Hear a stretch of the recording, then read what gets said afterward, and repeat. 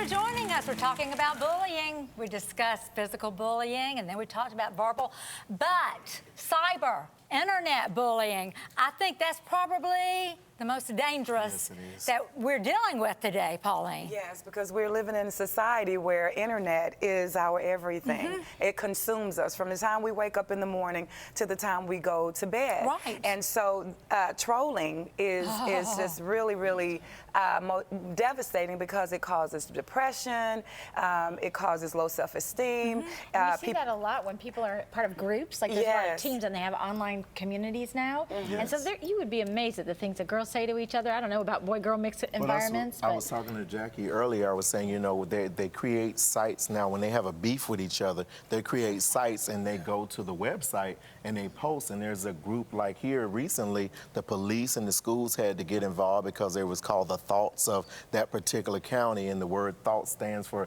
that, you know, over there. And so the kids were posting, they were posting pictures, they had all this, so the kids were really, you know, actually, you know, like you say, suffering depression. They didn't want to go to school because their pictures had been posted on this website and stories had been told about them. At your level of media, do you have like trolls and things like that that get on your website? It's amazing how, you know, they say it goes down in the DM, a whole lot of stuff happens in the direct message of people being bullied. I think what's interesting is the National Center for Education Statistics Bureau of Justice say that 7% of children or students grades 6 to 12 experience cyberbullying.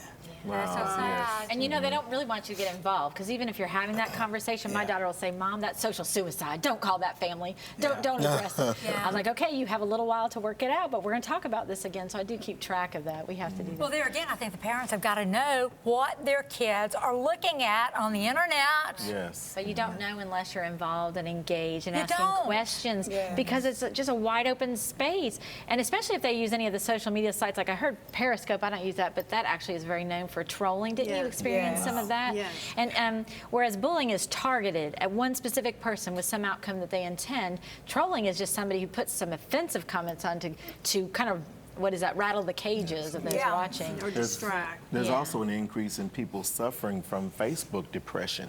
You know, where like actually when there's a situation going on and they've defriended or somebody's bullying them, they begin to become depressed and experience anxiety behind it. So it's really a lot of different But you know, Lee, think about how detrimental it would be. And I can see this with these young kids, hey, adults too, putting things on there that are nothing but rumors and just starting something and it just spreading like wildfire across social media.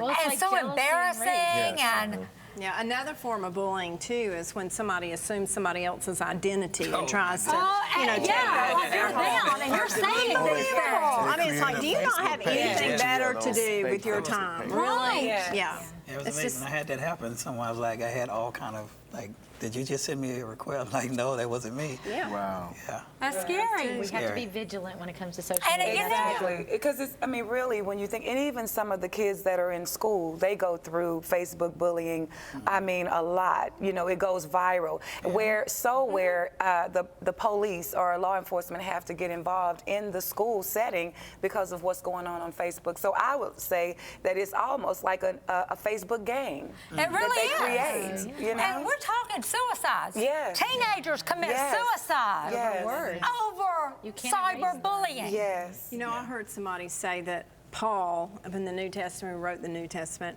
much of the New Testament, had roads to spread the gospel of Jesus Christ. We have social media, we have the internet. And so I think one of the things that's our responsibility as godly parents is to train up our children to use the internet to spread the gospel of Jesus Christ. I know that may not be cool. That may not be cool, but there are creative ways to do it and spread positive graphics and images that are uplifting that revert back to And some of our kids are not mature enough to handle social media. You know, we just have to, have to Has manage it. Yes. Yeah, Facebook, 13, no one's supposed to be under there. And I don't befriend people that are young, you know, right. Yes. unless they're like my immediate family, and I'm very cautious even with that, you know, about ages, but I don't think we ought to allow them. And then there's Net Nanny, where parents can watch and monitor the activities of the kids. You can actually see every page. It'll show you I every love that. letter, every word that they typed in to the computer, so you can stay on top of My what, son's what's 39. going on. Hey, my son is 49.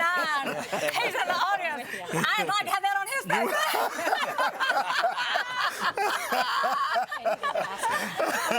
Nanny. Coming to you. I'm still an own hands parent.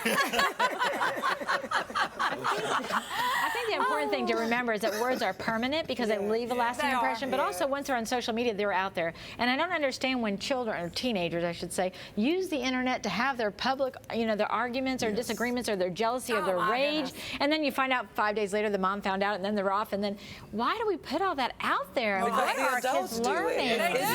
The adults do it. I mean, everything is just laid out. Everything from the time, what you're eating for breakfast, what store you're going So to. we go back to the word, guard your heart, guard your Yes. eyes, focus on the things that are good. Yeah. We need to So go that's back why to we those have to live a life of foundations. discretion, so that we don't give the enemy room. So Bishop, do you find that, you know, since we're up here on the panel with all these women, do you find that you see this more happening with women than men? Wow.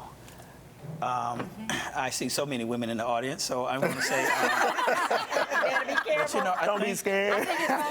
you know, I think it may be an even split. You know, honestly, I think that, you know, you have just as many women that were cyberbullied, send text message, you know, electronic devices. The dangerous thing about it is this is 24/7, right? Yes. And most of us are on our devices, right? We'll go from our phone to the laptop, from the laptop to the tablet, from the tablet to the, you know, it's just, we're inundated with all of this, and we leave ourselves open so much. And I think that, you know, we have to get back to the Word of God. We've got to. That's Got it. to That's get back it. to the Bible, and we'll be all right.